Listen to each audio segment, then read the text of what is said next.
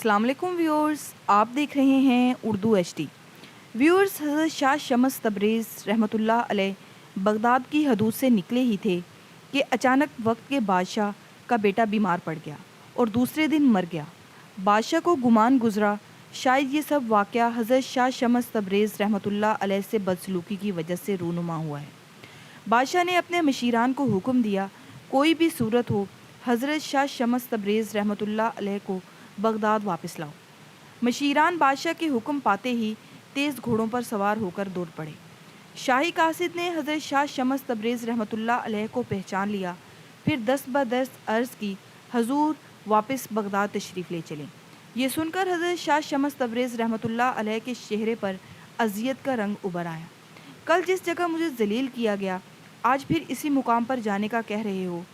حضرت شاہ شمس تبریز رحمۃ اللہ علیہ نے واپس بغداد جانے سے انکار کر دیا، لیکن شاہی مشیران بہت دیر تک عاجزی کا مظاہرہ کرتے رہے تو حضرت شاہ شمس تبریز رحمۃ اللہ علیہ کو ان پر رحم آ گیا اور ان کے ساتھ واپس بغداد جانے کا ارادہ کر لیا۔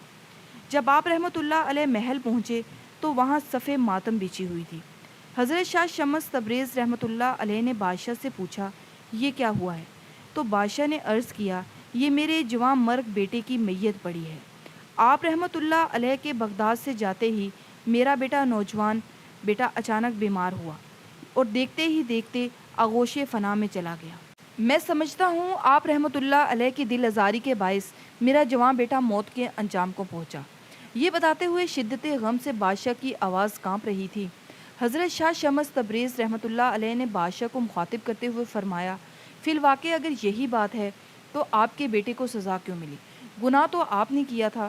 بادشاہ کہنے لگا، ممکن ہے قدرت نے میرے لیے یہی سزا منتخب کی ہو کہ تم عمر بھر بیٹے کی جدائی میں تڑپتے رہو۔ میری آپ رحمۃ اللہ سے درخواست ہے کہ آپ رحمۃ اللہ میرے بیٹے کے حق میں دعائے خیر فرما دیں، ہو سکتا ہے آپ کی دعا سے اسے نئی زندگی مل جائے۔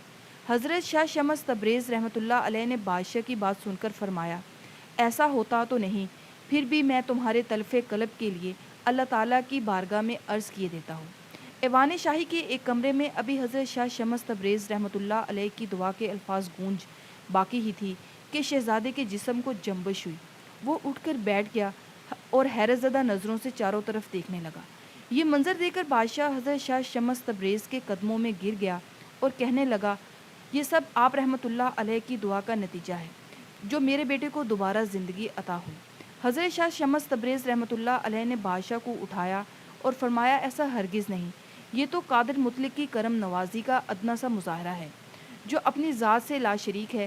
اسی کا شکر ادا کرو جس نے میری دعا قبول کر کے کرم فرمایا اور تمہارے بیٹی کی سانسیں واپس لوٹا دی۔ ویورز، حضرت شاہ شمس تبریز رحمۃ اللہ علیہ کی یہی کرامات ان کے لیے وبال جان بن گئی۔ لوگوں نے آپ رحمۃ اللہ علیہ کو شعبدے باز کہا اور آپ رحمۃ اللہ علیہ کے خلاف صفے آرا ہو گئے۔ حضرت شاہ شمس تبریز رحمۃ اللہ علیہ کی کھال کھینچ لی گئی، اسی حالت میں بغداد سے نکال دیا۔ جب آپ رحمۃ اللہ علیہ لہو لہان تھے، ولی عہد سلطنت شہزادہ محمد کو حضرت شاہ شمس تبریز رحمۃ اللہ علیہ سے بہت عقیدت تھی۔ جب حضرت شاہ شمس تبریز شہر بدر ہوئے تو شہزادہ محمد بھی آپ رحمۃ اللہ علیہ کے ساتھ چل پڑے۔ بغداد سے نکل کر ہندوستان کا رخ کیا اور طویل مسافت کے بعد ملتان پہنچے اور وہاں سکونت اختیار کی۔ ملتان کے لوگوں نے بھی اہل بغداد کی طرح حضرت شاہ شمس تبریز کی مخالفت کی۔ ایک بار یوں ہوا کہ شاہ شمس تبریز رحمۃ اللہ علیہ کو گوشت بھوننے کے لیے آگ کی ضرورت پیش آئی۔ آپ رحمۃ اللہ علیہ نے شہزادہ محمد کو آگ لانے کے لیے بھیجا، مگر پورے شہر میں کسی نے بھی آگ نہ دی۔ ایک سنگدل شخص نے اسی وجہ سے شہزادہ محمد کو اتنا مارا کہ چہرے پر زخموں کے نشان ابھر آئے۔ واپس آ کر شہزادہ نے پورا واقعہ سنایا تو آپ رحمۃ اللہ علیہ کو جلال آ گیا۔ آپ رحمۃ اللہ علیہ نہایت جلالت کی حالت میں خانقاہ سے نکلے، گوشت کا ٹکڑا ہاتھ میں تھا۔ پھر حضرت شاہ شمس تبریز رحمۃ اللہ علیہ نے آسمان پر نظر کر کے سورج کو مخاطب کرتے ہوئے فرمایا، تو بھی شمس میں بھی شمس، اس گوشت کے ٹکڑے کو بھون دے۔ اتنا کہنا تھا کہ گرمی کی شدت میں اضافہ ہو گیا۔ پھر یہی گرمی اتنی بڑھی کہ اہل ملتان چیخ اٹھے۔ پورا ملتان شہر آگ کی بھٹی بن کر رہ گیا۔